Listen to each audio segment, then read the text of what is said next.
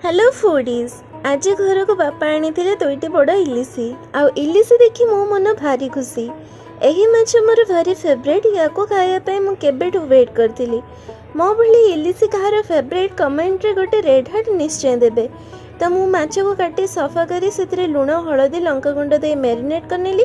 मुझे इलिशी कंचा झाल बनैबी तो तापाई दुई प्रकार सोरिष जीरा दुईटी कंचा लंका नहीं देन या पेस्ट बन एमती छाणी नबा जद्वारा खदड़ा अंश किसी रही आ मसलाटी पूरा प्लेन थी। देन मिक्सचर रे दुईटी बड़ टमाटो लंका गुंड हलदी गुंड दे प्यूरी बनाई मसला रे देदेबा। देन से स्वाद अनुसार लुण हलदी गुंड काश्मीरी चिली पाउडर दे मिक्स करनेबा। देन से किसी भूसंग पत्र को काटी देदेबा। यह द्वारा फ्लेवर भल आसी थाए। देन माछ सबको दे ऊपर 2 चम्मच सोरिष तेल कटा कंचा लंका दे 30 मिनिट जाए लो फ्लेम रे कुक करबा को छाड़ी देबा।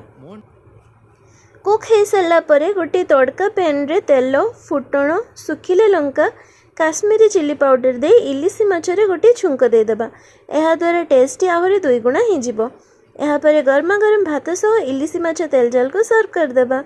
वीडियोटी भल लगी लाइक शेयर सब्सक्राइब निश्चय करेंगे।